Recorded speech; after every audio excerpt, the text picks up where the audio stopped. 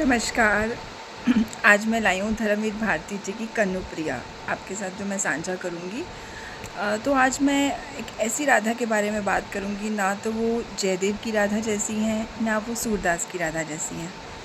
वो ये धर्मवीर भारती जी की राधा सीरियस हैं, इंटेलेक्चुअल हैं, जो प्रेयसी तो हैं पर मूक नहीं हैं।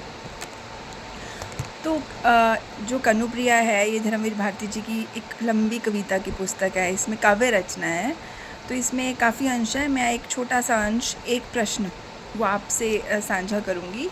उससे पहले मैं आपको ये बता देती हूँ कि जो कन्नुप्रिया है, इसमें से कन्नु कान्हा को बोला गया है और प्रिया राधा को, यानी जो कन्नुप्रिया है वो राधा जी हैं। और ये जो जयदेव अपने धर्मवीर भारती जी की जो राधा हैं, ये आमने सामने होकर कृष्ण से प्रश्न करती हैं।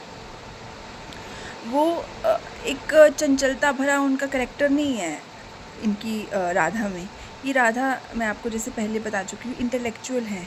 तो ये उनसे पूछती हैं कि महाभारत का जो तुम्हारा युद्ध हुआ ये निष्प्रयोजन था, इसमें कितनी हत्याएं हुई, कितना खून खराबा हुआ, कितने जानवरों ने अपनी जान खोई। माना कौरव हार गए, पांडव जीत गए, पर उस जीत का क्या फ़ायदा। फिर ये कहती हैं तुम्हारा उपदेश भी मुझे स्वीकार्य नहीं है, मैं नहीं मानती तुम्हारे उपदेश को जो तुमने अर्जुन को दिया था। तो ये ऐसी राधा हैं ये।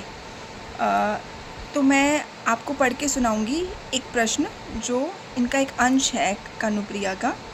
अच्छा मेरे महान कन्नु, मान लो कि क्षण भर को मैं ये स्वीकार कर लूँ कि मेरे ये सारे तन्मयता के गहरे क्षण सिर्फ भावावेश थे, सुकोमल कल्पनाएं थी, रंगे हुए अर्थहीन आकर्षक शब्द थे। मान लो कि क्षण भर को मैं ये स्वीकार कर लूँ कि पाप पुण्य, धर्माधर्म, न्याय दंड, क्षमाशील वाला वह तुम्हारा युद्ध सत्य है, तो भी मैं क्या करूं कन्नू। मैं तो वही हूँ, तुम्हारी बावरी मित्र, जिसे सदा उतना ही ज्ञान मिला है जितना तुमने उसे दिया है।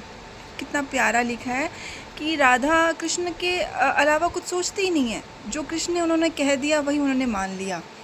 जितना तुमने मुझे दिया है अभी तक, उसे पूरा समेट कर भी आसपास जाने कितना है तुम्हारे इतिहास का, जिसका कुछ अर्थ मुझे समझ में नहीं आता।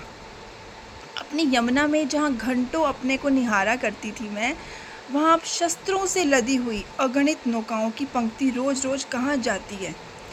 कहीं ना कहीं ये राधा एक दुख भी व्यक्त कर रही हैं इसमें, कि जो एक पहले वाले कृष्ण और राधा का जो आपस में संवाद हुआ करता था और अब वाला कितना भिन्न है। धारा में बह बहकर आते हुए टूटे रथ, जर्जर पताकाएं किसकी हैं। हारी हुई सेनाएं, जीती हुई सेनाएं, नभ को कंपाते हुए युद्ध घोष, क्रंदन स्वर, भागे हुए सैनिकों से सुनी हुई अकल्पनीय अमानुषिक घटनाएं युद्ध की, क्या ये सब सार्थक है।